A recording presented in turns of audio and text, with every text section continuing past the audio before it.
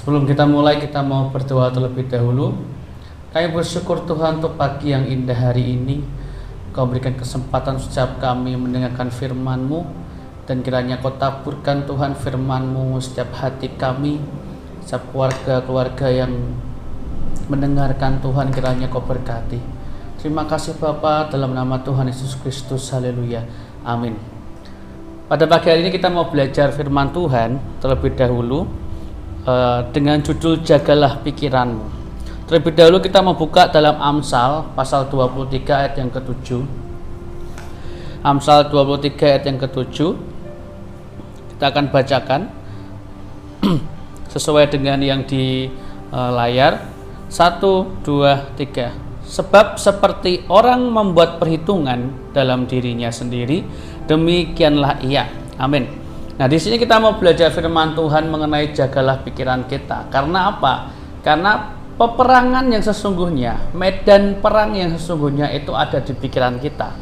Bukan kita bermusuhan dengan orang, bukan ketika kita bergulat dengan orang, tetapi dengan apa? Dengan pikiran kita.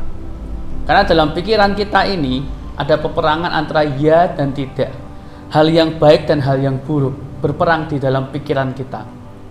Kalau kita lihat di bahasa aslinya, saya artikan bahwa Amsal 23 ayat 7, sebab seperti orang berpikir dalam jiwanya, demikianlah ia. Seperti orang berpikir dalam jiwanya, dalam hatinya, demikianlah ia. Di dalam Alkitab, hati dan pikiran itu tidak dibedakan. Dalam Alkitab, hati dan pikiran itu sama. Jadi, ketika Alkitab merujuk pikiran, itu juga hati. Ketika Alkitab bilang hati, itu juga pikiran. Jadi kita harus tahu, antara pikiran dengan hati bukan hal yang berbeda dalam Alkitab. Oleh karena itu, di dalam hati ini, dalam pikiran ini, semua bergejolak. Peperangan yang sebenarnya ada di sini. Nah, kita harus sebagai anak Tuhan hidup dengan pikiran yang benar. Hidup dengan pikiran yang benar, supaya dan kita tahu bahwa kita disertai oleh Tuhan. Nah, dalam hati kita, dalam pikiran kita ada yang namanya peperangan tadi, dan di situ mulai kita menghitung-hitung, mulai kita berpikir-pikir. Ketika orang A bilang seperti ini kepada kita, kita pikir maksudnya apa ya? Ketika ada orang B berkata sesuatu tentang kita, kita berpikir. Dan itu bisa positif, bisa negatif, tergantung hati kita, pikiran kita. Ketika kita memberikan hati dan pikiran kita bersandar kepada Tuhan, maka kita akan lebih jernih untuk memikirkannya, merenungkannya. Tapi ketika ada peperangan dalam jiwa kita, yang menang itu yang negatif, maka dalam hati dan pikiran kita yang ada adalah, oh kok bisa seperti itu, jangan-jangan dia benci sama aku, jangan-jangan dia tidak suka dengan aku. Oleh karena itu, juga ada orang berpikir Tuhan itu nggak baik, Tuhan itu tidak menyertai. Nah, ini harus diubah. Pikiran yang benar, pikiran seperti apa yang benar? Percaya bahwa Tuhan selalu menyertai.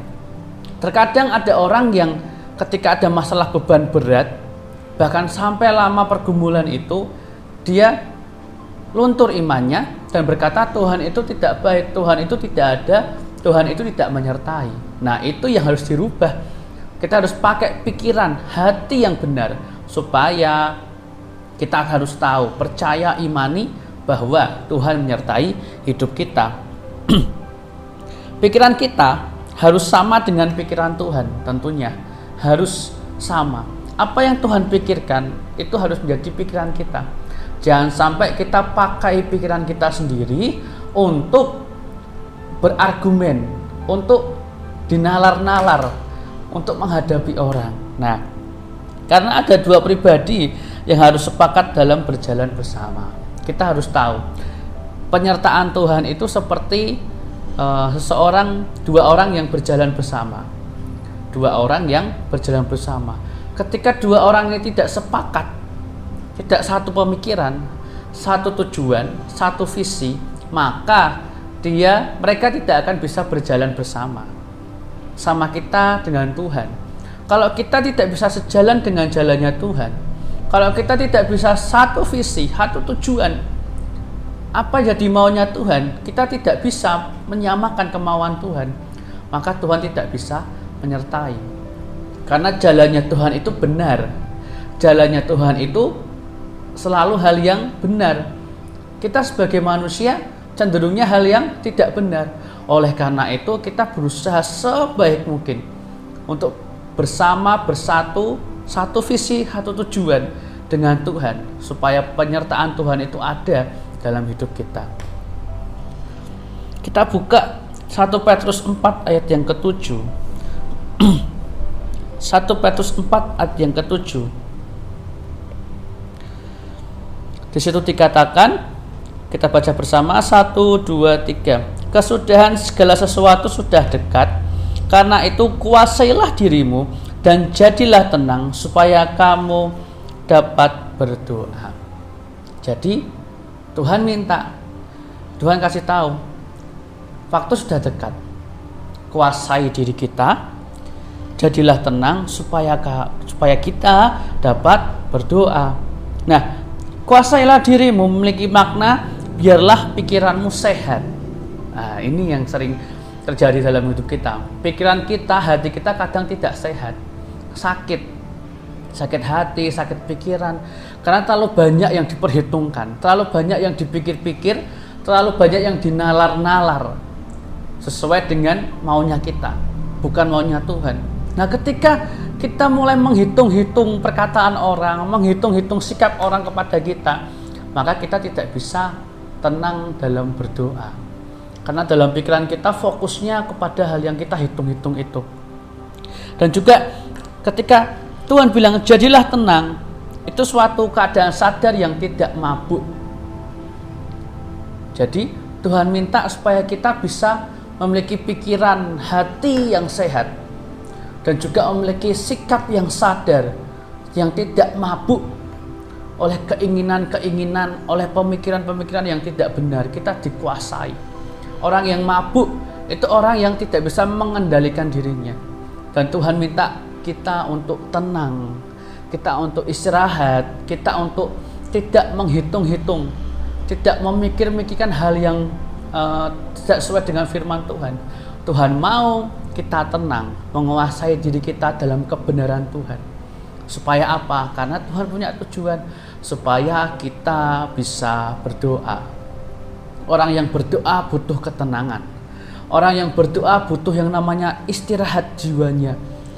Hati yang tertuju fokus kepada Tuhan. Hati yang mau menyembah Tuhan hanya kepada Tuhan. Tanpa ketenangan, tanpa kita menjaga hati kita dan pikiran kita untuk fokus kepada Tuhan, kita tidak bisa menyembah Tuhan. Kita tidak bisa berdoa. Oleh karena itu kita harus tenang.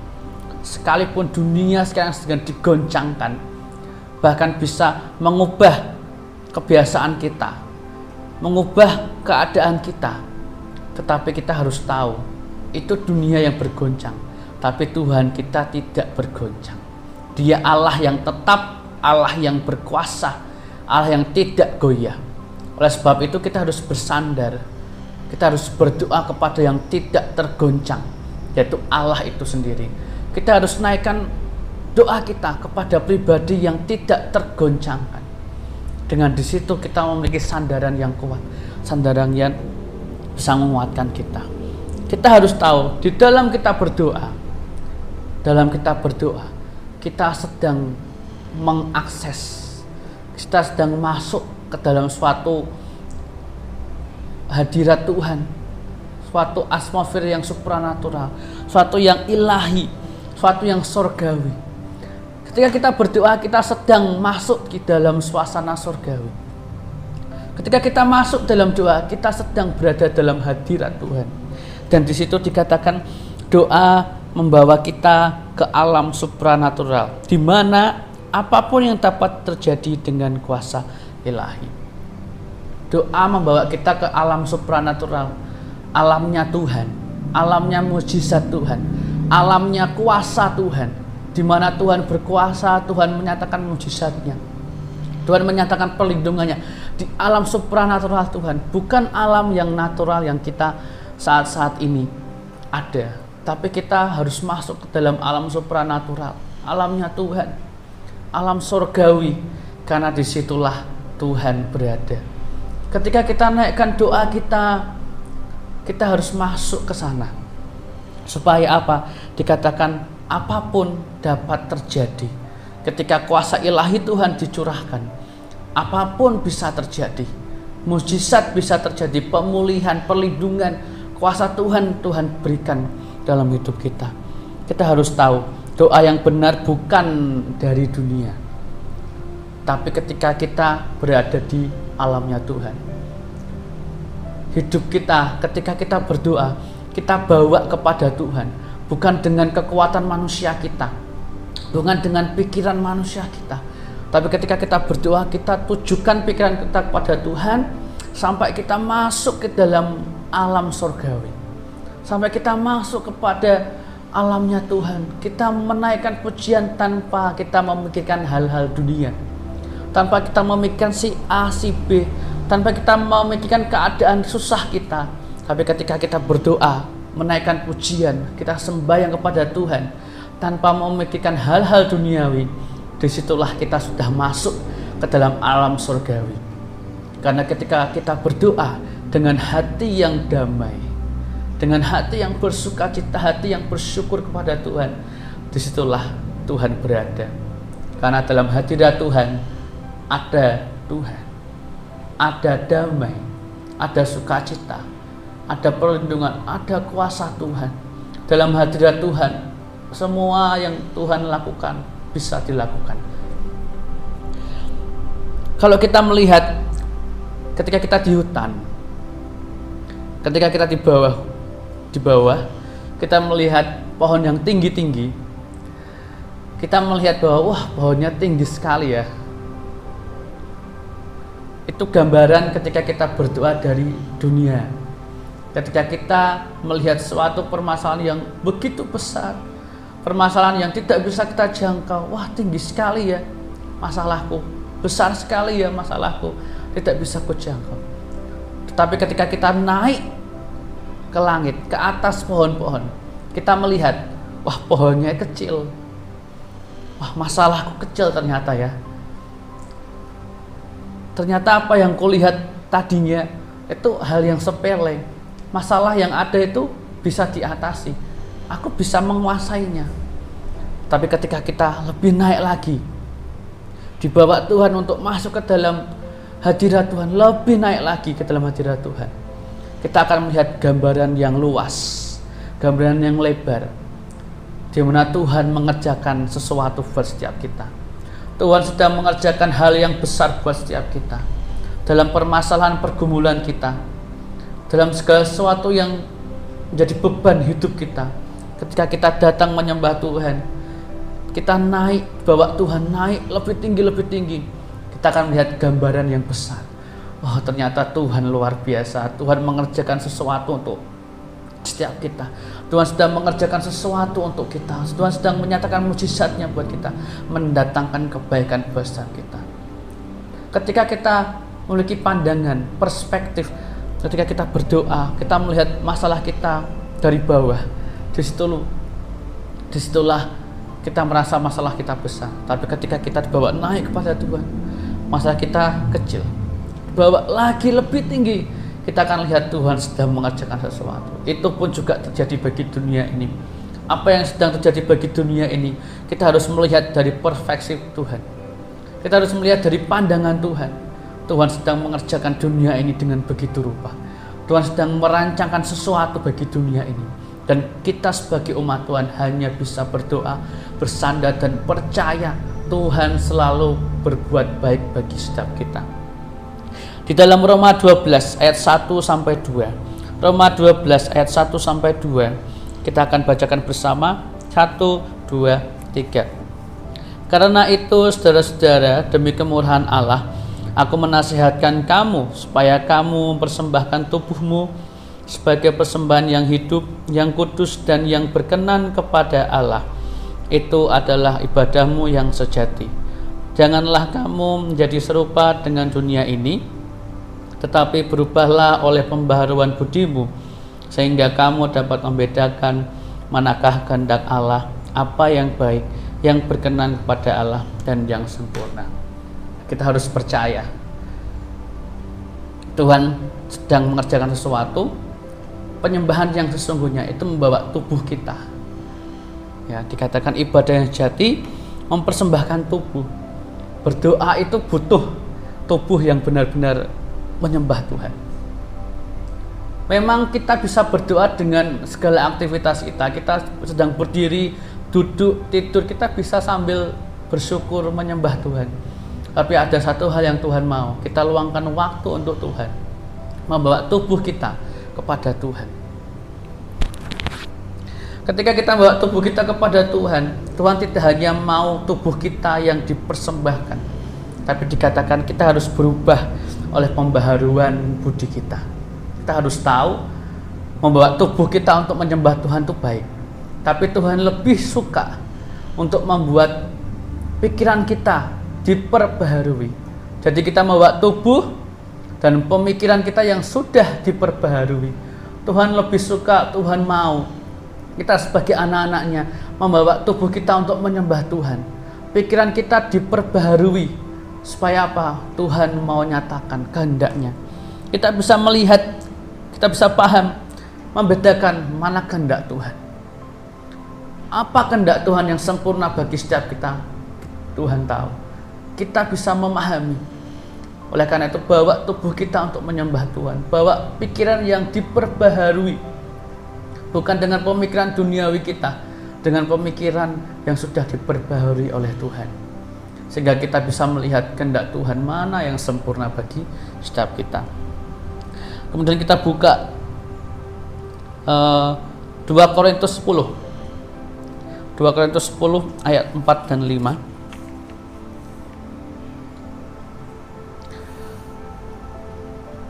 Kita akan bacakan bersama-sama. 1, 2, 3. Karena senjata kami dalam perjuangan bukanlah senjata duniawi, melainkan senjata yang diperlengkapi dengan kuasa Allah, yang sanggup untuk meruntuhkan benteng-benteng. Kami mematahkan setiap siasat orang dan merubuhkan setiap kubu yang dibangun oleh keangkuhan manusia untuk menentang pengenalan akan Allah. Kami menawan segala pikiran dan menaklukkannya kepada Kristus. Di sini atau kisah Paulus, Tuhan mau kita merobohkan pemikiran kita. Ketika kita bawa tubuh kita untuk beribadah kepada Tuhan, Tuhan mau supaya pikiran kita, pendirian kita dihancurkan. Supaya apa? Ada pembaharuan budi daripada Tuhan. Ada pemikiran yang dari Tuhan yang Tuhan tanamkan dalam hidup kita. Dan Tuhan mau kita merobohkan. Kata benteng artinya sesuatu yang disimpan dengan aman, sesuatu yang diandalkan, nalar, argumen yang kita pertahankan. Terkadang kita sebagai manusia kita lebih menalar, mempertahankan argumen manusiawi kita, pemikiran duniawi kita untuk menentang. Nah, Tuhan mau kita merobohkan, karena Tuhan tidak bisa bekerja dengan nalar manusia. Dia terlalu besar untuk dipahami. Dia akan bekerja sesuai dengan hikmatnya Tuhan. Dan juga Tuhan mau kita merobohkan siasat-siasat, yaitu perhitungan-perhitungan pemikiran yang berlawanan dengan iman kita. Sesuatu yang meragukan firman Tuhan. Apakah Tuhan berbicara itu hal yang benar? Apakah Tuhan berfirman itu digenapkan? Apakah janji Tuhan itu nyata bagi setiap kita? Itu pemikiran duniawi kita. Tuhan mau siasat itu Tuhan kita hancurkan di hadapan Tuhan. Dan juga merobohkan kubu-kubu, suatu yang ditinggikan, suatu yang diagungkan. Saat-saat ini mana yang sedang kita tinggikan? Tuhan itu yang tinggi, yang besar, yang sedang kita tinggikan, atau aku keakuan kita yang kita tinggikan, pendirian kita, menurut pendapatku, menurut opiniku, menurut pendirianku, menurut prinsipku, apakah itu yang sedang ditinggikan dalam hati kita? Tuhan mau Dia menjadi Allah satu-satunya dalam hati, pikiran kita, dalam jiwa kita. Tuhan mau kita hanya memikirkan pekerjaan Tuhan, suatu hal yang besar yang Tuhan mau dalam hidup kita. Dan kita mau bawa hidup kita untuk menyembah Tuhan. Satu hal Bapak Ibu Saudara, kita percaya apa yang Tuhan kerjakan hari-hari ini adalah suatu hal yang mendatangkan kebaikan bagi setiap kita. Dan kita harus percaya Tuhan sedang mengerjakan sesuatu yang besar bagi kita, bagi bangsa ini, bagi dunia ini. Dan kita harus percaya, kita sebagai anak Tuhan, kita bawa hati kita, bawa tubuh kita yang sudah diperbaharui oleh Tuhan, supaya kita bisa menyembah Dia, melihat Tuhan bekerja. Kita percaya dan berharap kepada Tuhan. Amin. Kita mau berdoa. Kami bersyukur Tuhan untuk firman-Mu pada pagi hari ini. Kami percaya Engkau bekerja untuk setiap kami, mendatangkan kebaikan bagi kami yang mengasihi Engkau. Kami mau Tuhan membawa hati kami, pikiran kami yang diperbaharui, membawa tubuh kami untuk menyembah Engkau. Kami tidak mau mempertahankan pemikiran kami, pendapat kami, tapi kami mau bergantung kepada Engkau. Apa yang sedang Kau kerjakan Tuhan, nyatakan. Apa yang sedang Kau persiapkan Tuhan, nyatakan Tuhan. Kami anak-anak-Mu hanya bisa menyembah, berharap, percaya kepada Engkau. Kau berkati setiap kami Tuhan, berkati setiap kami. Tuhan berkati keluarga-keluarga gereja kami, kiranya Kau berkati mereka dalam usaha dan segala sesuatu yang pergumulannya Tuhan Kau cukupkan. Dan kiranya Tuhan Kau berkati mereka dalam perlindungan, penyertaan kuasa ilahi-Mu. Terima kasih Bapa, dalam nama Tuhan Yesus Kristus. Haleluya. Amin.